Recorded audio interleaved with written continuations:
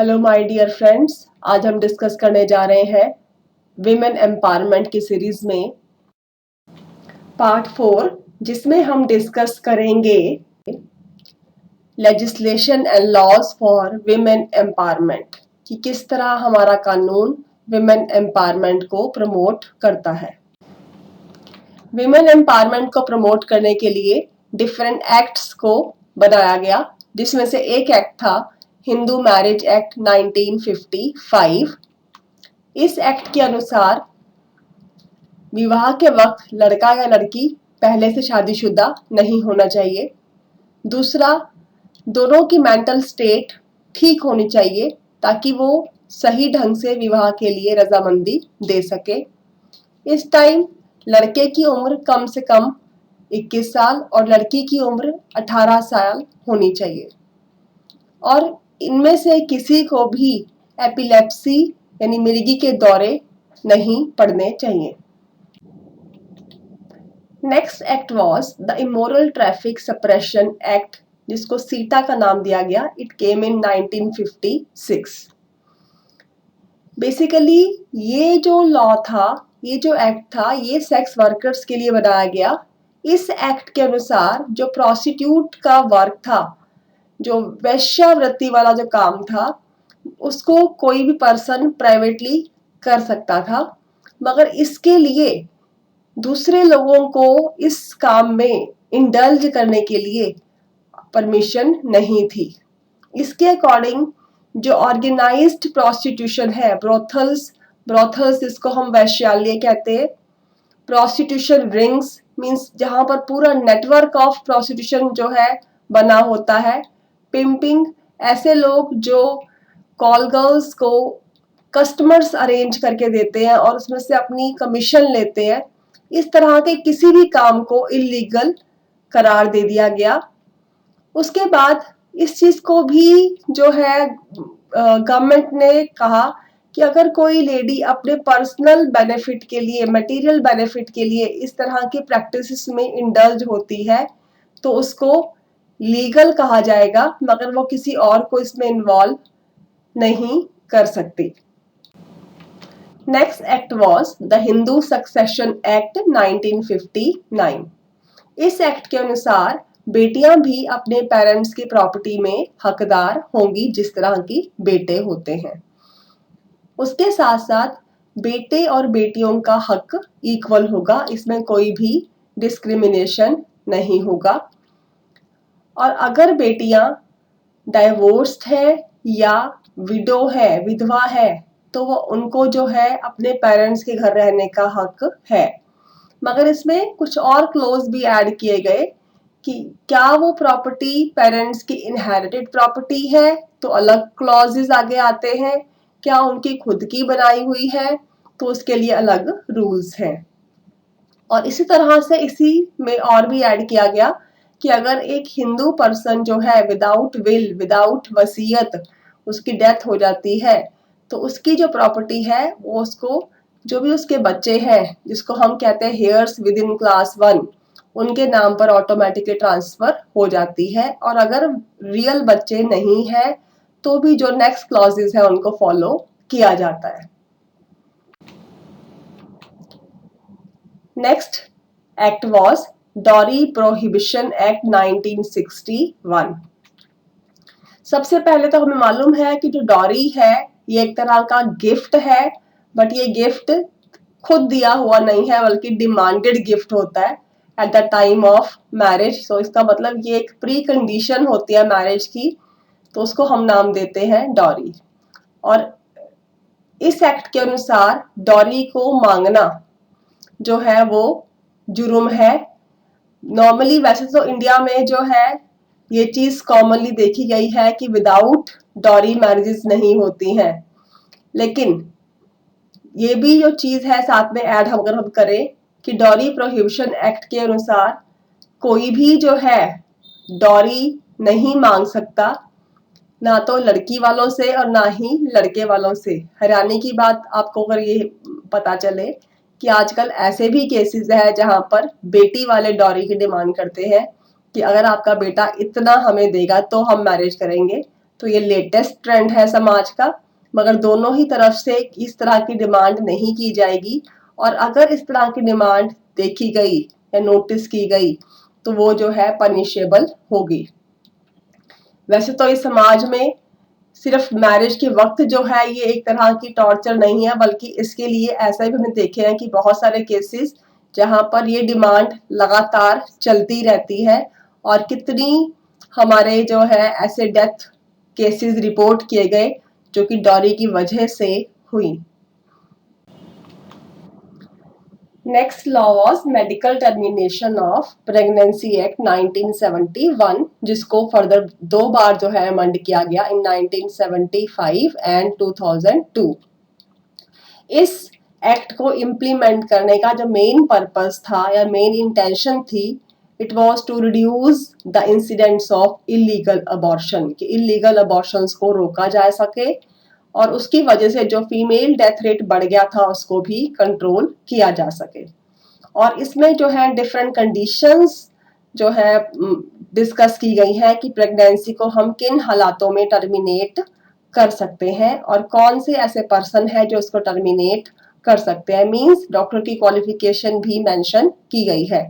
For example, अगर female pregnant होने के बाद उसकी हेल्थ बहुत ज़्यादा डाउन चली जाती है, she is not able to carry that pregnancy, ऐसे हालातों में अबॉर्शन को जायज़ कहा गया है। या अगर ये चीज़ जो है टेस्ट क्लियर कर दे कि जो डेवलपिंग चाइल्ड है, ग्रोइंग चाइल्ड है मदर्स बॉडी में, उसकी बॉडी जो है वो सही फॉर्म नहीं हो रही है या वो मेंटली बच्चा सही डेवलप नहीं हो रहा है, तो इन हालातों में हम प्रेगनेंसी को टर्मिनेट कर सकते हैं। इस तरह के कुछ क्लॉज जो है फर्दर इस लॉ में डिस्कस किए गए हैं। Next act was the prohibition of child marriage act 1976, जिसको 2006 में फर्दर अमेंड किया गया। यूनिसेफ की रिपोर्ट के अकॉर्डिंग इंडिया एक ऐसा देश है जहां पर मैक्सिमम चाइल्ड मैरिजेस की जाती हैं और 47% लड़कियां 18 साल की होने से पहले ही शादीशुदा टर्न हो जाती हैं। मीन्स उनकी शादी 18 साल से कम उम्र में ही कर दी जाती है। और अगर हमें कहें कि हम इंडिया जैसे देश से चाइल्ड मैरिज को बिल्कुल इलिमिनेट कर देंगे तो ये शायद पॉसिबल नहीं है, क्योंकि यहाँ पे जो ऐसी कम्युनिटीज भी हैं जिनकी कल्चर और ट्रेडिशन इस तरह के रिवाजों को आगे लेके आती है। मगर हर देश की गवर्नमेंट की तरह यहाँ पर भी कोशिश की जा रही है कि जो भी समाज में बुराइयां उसको हम खत्म करते चले जाएं।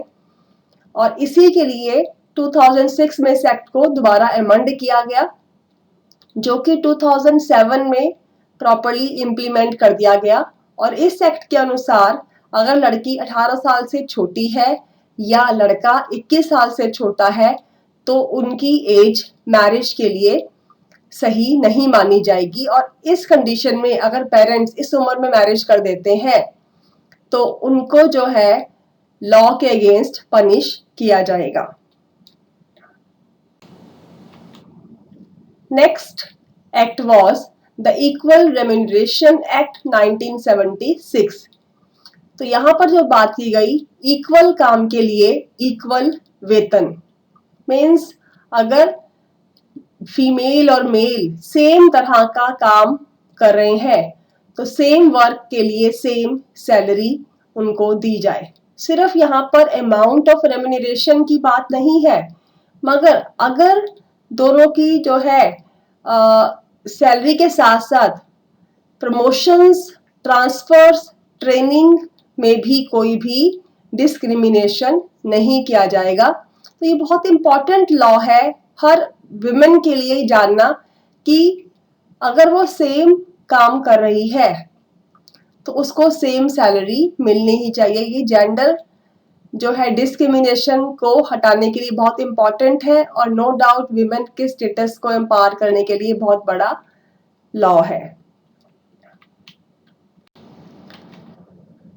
Next was indecent representation of women act 1986।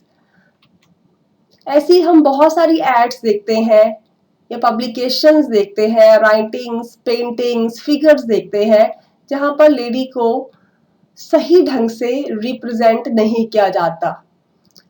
तो नो डाउट इस तरह के एक्ट के थ्रू इस तरह की रिप्रेजेंटेशन को रोकने की बात की गई है। Next is protection of women from domestic violence act 2005। Domestic violence act जो है वो लेडी को घर के अत्याचारों से बचाने के लिए बनाया गया। इसका जो मेन पर्पस था, कोई भी फीमेल, चाहे वो पत्नी है, लिव इन पार्टनर है या किसी भी रोल में मदर है, सिस्टर है, उसको हम डोमेस्टिक वायलेंस से बचा सके, उसके हस्बैंड से या कोई भी जो मेल पार्टनर या रिलेटिव जो उसको तंग कर रहे हैं।